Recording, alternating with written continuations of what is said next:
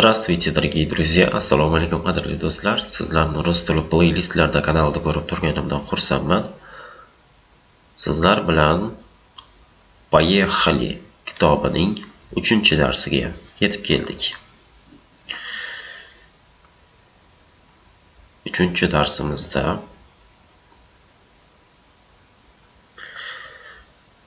biz sizlar bilan lar qo'shimchasini o'tamiz, ya'ni o'zbek tilidagi ko'plikni o'tamiz.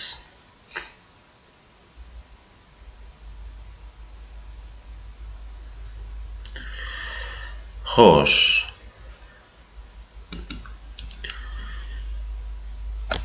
Ko'plik. O'zbek tilida birlik bor va ko'plik bor. Birlikni, o'zbek tilidagi birlikni ifoda etish uchun so'zning oxiriga hech qanday qo'shimcha qo'shilmaydi. Misol uchun kitob. Kitob birlik. Xo'sh, o'zbek tilida ko'plikni ifoda etish uchun esa lar qo'shimchasi qo'shiladi. Kitoblar bu ko'plik. Shu o'zbek tilidagi lar qo'shimchasi rus tilida qanday ifoda etiladi? Bugungi mavzuyimiz shu to'g'risida. Xo'sh. Это стол. Bu stol. Это столы. Bu stollar. Mana ko'rasizlar, bu yerda i larni bildiradi. Это машина. Bu avtomobil. Это машины. Bu avtomobillar. Shu i qo'shimchasi o'zbek tilidagi lar qo'shimchasiga to'g'ri keladi. Это окно. Bu deraza. Это окна. Bu derazalar. Это окна. Bu derazalar. Bu yerda esa a qo'shimchasi o'zbek tilidagi lar qo'shimchasiga to'g'ri keladi. Nimaga ayrim so'zlarga i qo'shyapmiz? O'zbek tilidagi lar qo'shimchasini ifoda etish uchun ayrim so'zlarga esa a qo'shyapmiz. Bu to'g'risida quyidagi jadvalda batafsil to'xtalamiz. Xo'sh. On.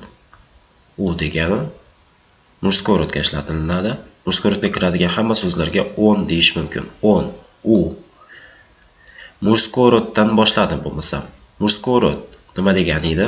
Murskoy rod bu undosh harfga tugaydigan so'zlar va erkak kishini ifoda etadigan so'zlar kirardi. Shularning hammasi murskoy rod deyiladi. Murskoy roddagi barcha so'zlar yo i oladi, yo i oladi. Ya'ni o'zbek tilidagi lar qo'shimchasini ifoda etish uchun. Misol uchun, magazin, do'kon, magazini, do'konlar. Sekretar, kotiba, sekretari, kotibalar. Ko'rasizlar, magazinda i oldi, sekretarda esa i oldi. Park, xiyobon, parki, xiyobonlar. Bu yerda ham i olyapti.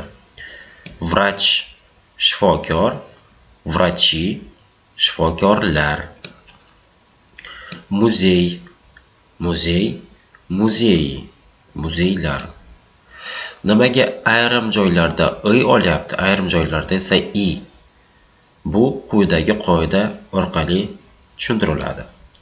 Agar so'z, eslab qolinglar, k, g, h, ch, sh, j, sh ga tugasa, agar so'z shu harflardan biriga tugasa, biz i qo'shamiz so'zga, oxiriga i qo'shamiz. Qaranglar, k ga tugaydigan so'z mana yuqorida chiqdi. Park. Mana k harfiga tugayapti. Xiyobon degani xiyobonlar deb ko'plikni ifoda etish uchun biz oxiriga i qo'shamiz. Parki, xiyobonlar. Vrach, ch harfiga tugayapti. Ch harfi bormi ekan mana bu? Xo'sh, 7 ta harfning ichida bor ekan, mana ch harfi bor ekan. Ch ga tugasa ham i qo'shamiz. Vrach, shifokor, vrachi, shifokorlar. Xo'sh. Faqat k bilan ch ga tugaydigan so'z berilibdi.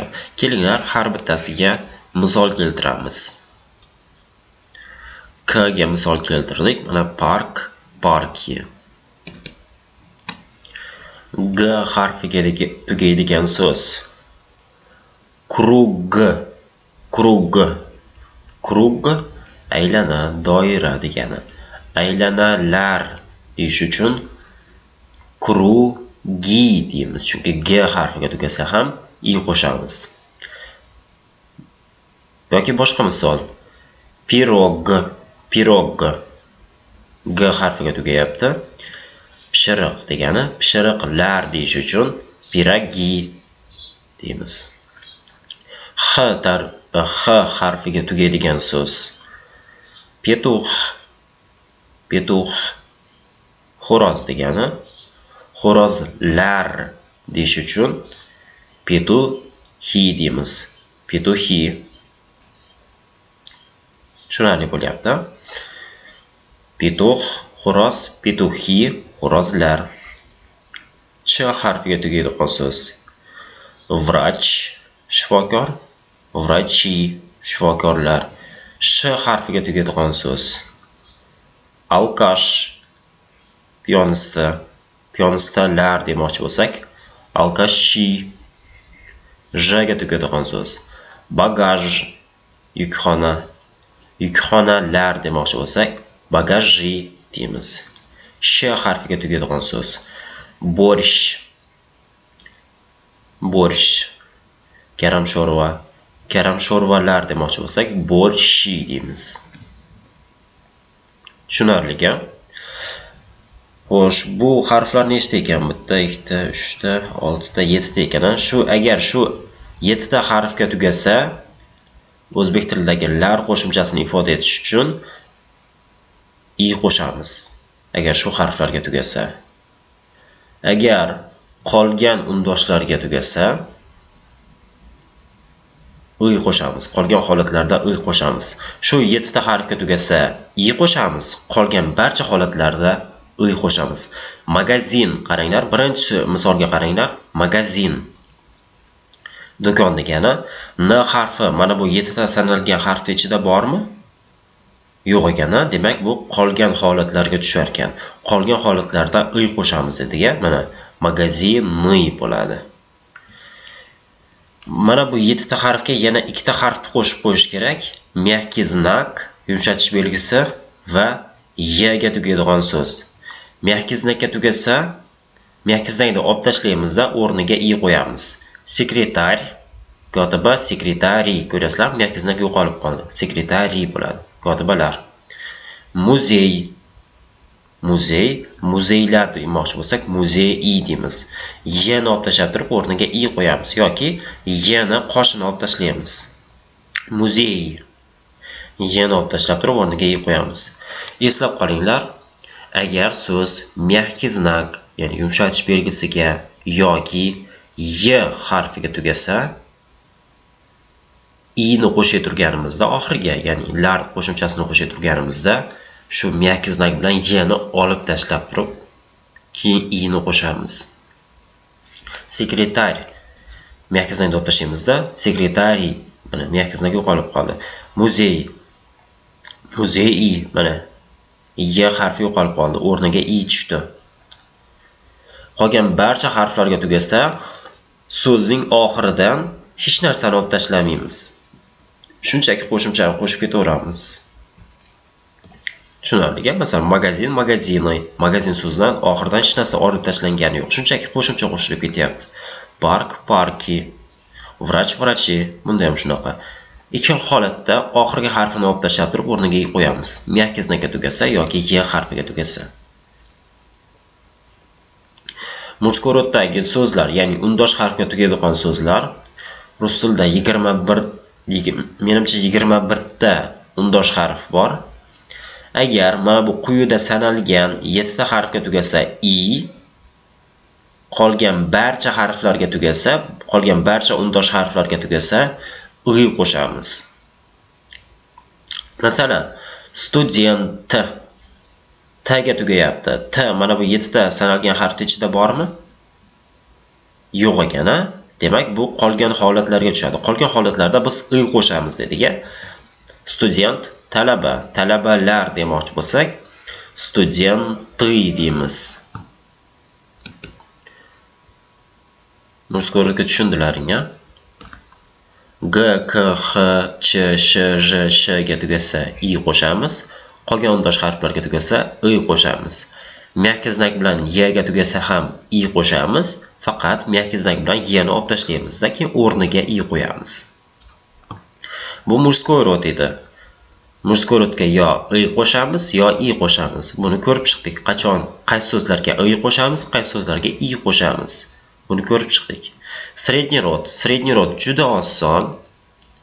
Sredniy roddagi so'zlarga, ya'ni o yoki y harfiga tugaydi. Sredniy rodga kiradigan so'zlar a qo'shamiz yoki y qo'shamiz. Sredniy rodda biz sizlar bilan birinchi darsimizda o'tgandik.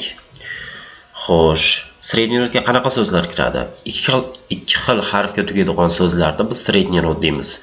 O harfiga tugaydigan so'z yoki y harfiga tugaydigan so'zni biz sredniy rod deymiz. Xo'sh, sredniy roddagi so'zlar qanday qo'shimchalarni oladi ko'plikda ifoda etish uchun? Slovo so'z degani, slova so'zlar degani. More dengiz, marya dengizlar degani. Qoida: agar so'z o harfiga tugasa, o'zbek tilidagi lar qo'shimchasini ifoda etish uchun o ning o'rniga a qo'yamiz. Slovo o ga tugasa a qo'shamiz. Slovo so'z, slova so'zlar. Mana ko'rasizlarmi? O ning o'rniga a tushdi. Slovo so'z, slova so'zlar. Yana bitta misol.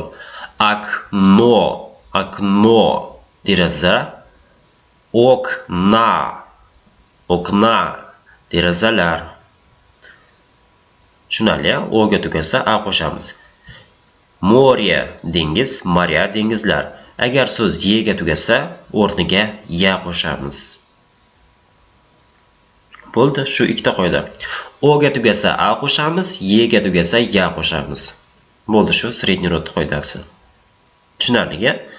A ni qo'shamiz qachonki so'z o ga tugasa, ya qo'shamiz qachonki so'z y ga tugasa. Bu juda oson. Xo'sh. Ano degani endi bu sredniy rod deganida, sredniy roddagi so'zlarga anoni ishlatamiz. Ana bu женский rod.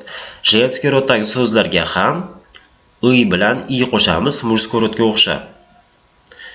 Женский rod bilan murskoy rod qoidasi bir xil. Женский rodga avval eslab olaylik. Женский rodga qanaqa so'zlar kirardi? A ga tugaydigan yoki ya ga tugaydigan so'zlar kirardi. Miyakka znakka tugasa, yo murskoy rodga kiradi, yo женский rodga kiradi. Uni eslab qolish kerak edi. Endi qaranglar. Murskoy rodda, yana murskoy rodga qaytyapman. Uni K, G, H, Ch, Sh, J, Sh ga tugasa so'z oxirida shu harflar bo'lsa, shu harflardan birortasi bo'lsa, agar so'z shu harflardan birortasiga tugasa, i qo'shamiz dediga. Женский rodda ham xuddi shunaqa. Agar shu harflar bo'lsa, i qo'shamiz. Endi женский rodda oxirgisiga shu harflarga tugamaydi, oxirgisidan bitta oldingisi shu harfga tugaydi. Misol uchun tushundiringmi? Murskoy rodda mana K, G, H, Ch, Sh, J, Sh shular so'zning oxirida keladi. Женский rodda esa oxirgisidan bitta oldingisida keladi. Misol keltiraman, shunda sizlarga tushunarli bo'ladi. Masalan, K bilan tugaydigan so'z K. Ruchka. Ruchka so'zida oxiridan bitta oldingisi qaysi harf? K harfi. Ruchka. Demak, nima qo'shamiz ekan? I qo'shamiz. Ruchki bo'ladi. Ruchka. ruchka, ruchki, ruchkalar. Ruchka mo'yqalam, ruchki mo'yqalamlar bo'ladi. Ga bilan tugaydigan so'z. Podruga. Mana G harfi oxirgisidan bitta oldingizda turibdi. Podruga so'zida. Podruga. Dugona degani dugonalar nima bo'ladi? Podrugi bo'ladi. Chunki G bo'lsa ham i qo'shamiz. Ha bilan tugaydigan so'z. Muha. Mana oxirgisidan so'zning oxirgi harfidan bitta oldingizda h turibdi. Demak, nima qo'shamiz ekan? H ga tugasa ham i qo'shamiz ekan. Muhi, muhi. Pashshalar degani. Cha bilan tugaydigan so'z. Svecha, sham degani. Shamlar nima bo'ladi? Svechi bo'ladi. Svecha so'zida oxirgisidan bitta oldingizda ch turibdi. Shuning uchun i qo'shamiz. Svechi. Kasha. Mana kasha so'zida ham oxirgisidan bitta oldingizda sh turibdi. Kashi bo'ladi. J. Luja, luja. Luja ko'lmak degani. Ko'lmaklar demoqchi bo'lsak, luji bo'ladi. Luji. Shunaliga j bo'lsa ham i qo'shamiz. Sh. Pisha. Pisha. Taom degani. Taomlar demoqchi bo'lsak, pishi deymiz. Tushunarliga, agar shu 7 ta harf so'zni oxirida tursa, murskoy rodda i qo'shamiz, jenskoy rodda oxirgisidan bitta oldingizda tursa, o'shanda i qo'shamiz. Lekin umumiy qoida bir xil. Shu 7 ta harfni eslab olsalaring, shu 7 ta harfni yodlab olsalaring, murskoy rodga ham, jenskoy rodga ham qachon i qo'shamiz, qachon i qo'shamiz, bemalol bilib olasizlar. Agar shu 7 ta harfdan boshqa undosh harflar tursa, i qo'shamiz. Misol uchun, mashina. Oxirgisidan bitta oldingi harf qaysi? N harfi, mana N harfi. N mana bu 7 ta sanalgan harf ichida bormi? Yo'q ekan. Agar shu 7 ta sanalgan harflardan boshqa harflarga tugasa, boshqa harflar bo'lsa, i qo'shamiz. Mashini. Mashinalar. Xo'sh, yana bitta qoida. Agar so'z ya ga tugasa, i qo'shamiz. Eslab qo'yinglar. Semya, oila, semyi, oilalar, oilalar. Tushunarliga? Metga ya harfini ham qo'shib qo'ying. Mana, ya ga tugasa ham i qo'shamiz. Kniga, knigi bo'ladi. Nimaga i qo'shyapmiz? Qoida borda mana. Oxirgisidan bitta oldingisida mana knigada oxirgi harf a, oxirgisidan bitta oldingisi g turibdi. G bo'lsa ham nima qo'shamiz? Oxirga i qo'shamiz. Kniga kitob, knigi kitoblar. Noch tun degani. Nochi tunlar. Mягкий знак tugasachi murskoy rodda ham, jenskiy rodda ham i qo'shamiz. Mягкий знак olib tashlab. Qaranglar, murskoy rodda sekretar, sekretari, kotiba, kotiba, kotibalar, noch, nochi. Murskoy rodga kiradigan mягкий знакка tugaydigan so'zlarga ham i qo'shamiz. Jenskoy rodga kiradigan mягкий знакка tugaydigan so'zlarga ham i qo'shamiz. Bu umumiy qoida. Plural deyiladi bu ingliz tilida. Plural множественное число, ko'plik degani, ya'ni o'zbek tilidagi lar. Lar. Biz o'zbek tilida hamma so'zga lar qo'shib ketaveramizda. Lekin rus tilida shu lar qo'shimchasini 4 xil qo'shimcha ifoda etadi. I, a, ya. Qachon i qo'shamiz, qachon i, qachon a qo'shamiz, qachon ya. Bularni biz siz bilan ko'rib chiqdik. Mana shu rus tilidagi lar qo'shimchasini ifoda etish deyiladi. Bu umumiy qoida. Ya'ni 95% so'zlar shu qoida asnosida balkim 98%, 99% so'zlar shu qoida asosida o'zgaradi. Endi har bir qoidaning mustasno jihatlari bo'ladi. Ya'ni mustasno degani umumiy qoidalarga tushmaydigan so'zlar, umumiy qoidalarga bo'ysunmaydigan so'zlar bo'ladi. Endi bu so'zlarni ko'rib chiqamiz.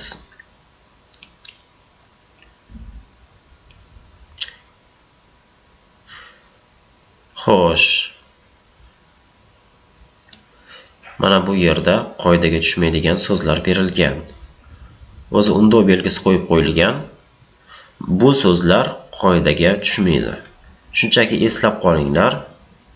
Sosed qo'shni, sosedzi qo'shnilar. O'zi qachon i qo'shardik? Qachonki so'z k, g, h, j, sh, sha, ch ga tugasa i qo'shardik. Shu 7 ta harfga tugasa i qo'shardik. Buni ichida d harfi yo'q edi-ku deyishingiz mumkin. Lekin bu so'z qoidaga tushmaydi. Eslab qo'yinglar. Sosedzi bo'ladi. Chort chiziq, cherti chiziqlar. Haligi k, g, h, j, sh, ch, sh ular ichida t harfi yo'q edi. Lekin baribir i qo'shiladi. Nimaga desiz? Yo'q, bu so'z qoidaga tushmaydi. Bo'ldi, eslab qolish kerak. Xo'sh. Dom uy degani, uylar, dama degani. Biz qachon a qo'shardik? Agar so'z o ga tugasa a qo'shardik, eslangda bo'lsa. O ga tugasa a qo'shardik. Masalan, akno bo'lsa deraza, okna derazalar derdik. Bu umumiy qoida edi. Endi mana bu yerdagi ikki qator so'zlarda bu qoidaga tushmaydi. Dom uy, dama uylar. Город shahar, goroda shaharlar. Talaffuz qilinishini ham eslab qolinglar. Kim bilmagan so'zlaringiz chiqsa, pauzani bosib yozib olinglar. Bereg sohil, berega sohillar. Les o'rmon, lesa o'rmonlar. Ostrov orol, ostrova orollar. Poyezd poyezd, poyezda poyezdlar. Вечер oqshom, вечера oqshomlar. Учитель o'qituvchi, учитель so'zi mягкий znakka tugaydi. Учителя o'qituvchilar. Professor olim, olimlar, professora. Master usta, mastera ustalar. Usta deganda haligi o'z ishiga usta odam. Doktor shifokor, doktora shifokorlar. Повар oshpaz, повара oshpazlar. Tushunarli-a? Hozir bu a ga tugaydigan so'zlarni aytdim-ku, bularning hammasi keyingi betda rasm chiqadi. O'sha suratda barcha shu so'zlarni jamlangan bitta surat ichida. Hozir chiqadi u. Ayrim so'zlar bor, mягкий znak bilan ya oladi ko'plikni ifodalash uchun. Brat aka yoki uka, bratya akalar yoki ukalar. Ko'ryapsizlar, mягкий znak ya oladi ko'plikda. Сын o'g'il, o'g'il farzand, synovья o'g'illar, ya'ni o'g'il farzandlar. Друг do'st, друзья do'stlar. Shu yerda друг g harfi z ga o'zgarib ketadi. Друг do'st, друзья do'stlar. Muj er, ya'ni mujya, erlar.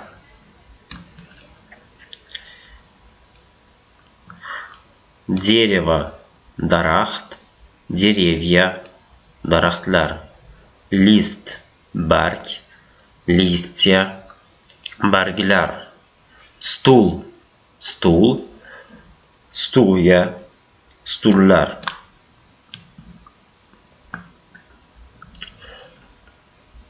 Tushunarli. Bu so'zlar qoidaga tushmaydi. Nega mягкий знак yo olyapti deb o'zlaringga savol bermanglar. Shunchaki yodlab qo'yinglar. Mать, ona, materi, onalar. Dочь, qiz, ya'ni qiz farzand, дочери, qizlar. Buni ham eslab qo'yinglar. Sestra, opa, сестры, opalar. Жена, ayol, жены, ayollar. Человек, odam. Endi e'tibor qaratinglar. Umuman boshqa so'zga o'zgarib ketadi. Человек odam bo'lsa, odamlar demoqchi bo'lsak, люди deymiz. Человек odam, odamlar, люди. Ребенок, bola, дети, bolalar. Umuman boshqa so'zga o'zgarib ketyapti, ko'plikni ifoda etish uchun. Человек, odam, люди, odamlar. Ребенок, bola, дети, bolalar. Tushunarli? Mana bu so'zlar yana biroz bor ekan. Xo'sh, имя, ism, imena, ismlar. Время, vaqt, времена, vaqtlar yoki zamon, zamonlar.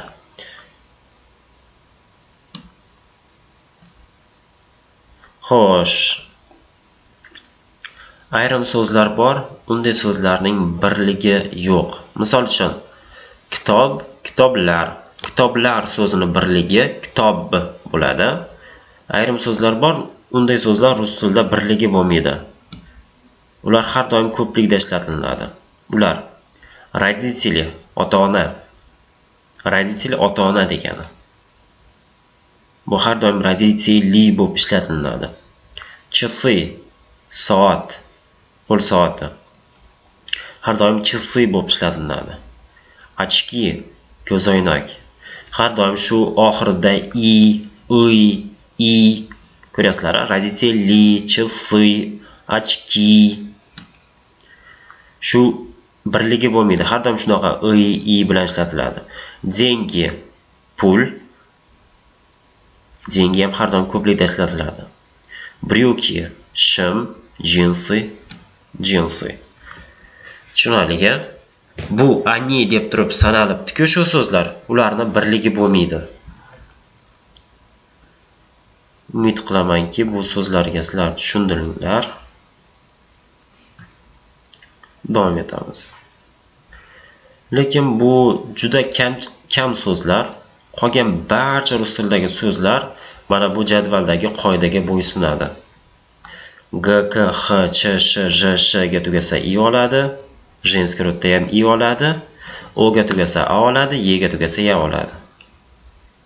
Agar buni K, G, H, Ch, Sh, J, Sh dan boshqa undosh harflarga tugasa i oladi. Женский rodda ham i oladi. I qo'shimchasini oladi. Bo'ldi, keyin bu qoidaga tushmaydigan shu so'zlar bor. Bularni eslab qolasizlar. Mana bu ikki qatordagi so'zlar bor-ku. Mana belgilab qo'ydim. Dama, kim, bratya, brat-bratya. Shu ikkala barcha so'zlarni bitta surat ichiga jamlashgan shu so'zlarni. Hozir o'shalarni ko'rib chiqamiz. O'sha suratga qarab yodlab olsalaring, tez eslangda qoladi. Davom etamiz. Qoidalar shulardan iborat edi. Xo'sh, dom, uy, dama, uylar, город, shahar, gорода, shaharlar, берег, sohil, берега, sohillar. Les, o'rmon, lesa, o'rmonlar. Ostrov, orol, ostrova, orollar. Poyezd, poyezd, poyezdda, poyezdlar. Вечер, oqshom, вечера, oqshomlar. Qaranglar. Dom, dama. Dom, uy, dama, uylar. Mana surat ichida bor, mana. Dama, mana uylar. Ko'ryapsizlar, belgilab qo'yapman. Dama. Dom, uy, dama, uylar. Город, goroda, shahar, shaharlar. Mana goroda, mana shaharlar. Goroda, mana bir shahar, mana bu ikkinchi shahar. Goroda, shaharlar degani. Tushunarli-ya? Goroda, shaharlar. Berek, berega, sohil, sohillar. Mana daryoning ikki sohili. Berek, berega, sohil, sohillar. Mana daryoning ikki sohili. Berek, berega, sohil, sohillar. Les, lesa, o'rmon, o'rmonlar. Mana o'rmonlar. Mana daraxtlar rasmi bor. Shu o'rmon, o'rmonlar. Les, lesa. Ostrov, ostrova, orol, orollar. Mana bir orol. Nariroqda ikkinchi orol turibdi. Ostrov, ostrova. Xo'sh, poyezd, poyezdda. Mana poyezd, poyezdda, poyezdlar. Вечер, вечера, oqshom, oqshomlar. Mana shaharning tepasida oqshom tushgan, ya'ni mana oy ko'rinib turibdi, yulduzlar, oqshom, oqshom payti. Вечер, вечера, oqshom, oqshomlar. Tushunarli-ya? Mana barcha so'zlar suratning ichida jam. Shu suratga qarab yodlab olsalaring, qiynalmaysizlar.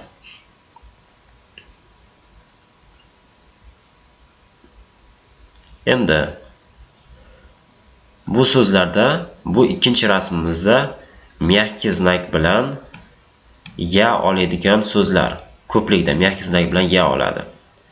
Brat, bratya, aka, akalar. Mana ikkalasi aka uka. Shuning uchun brat, bratya, aka, aka ukalar.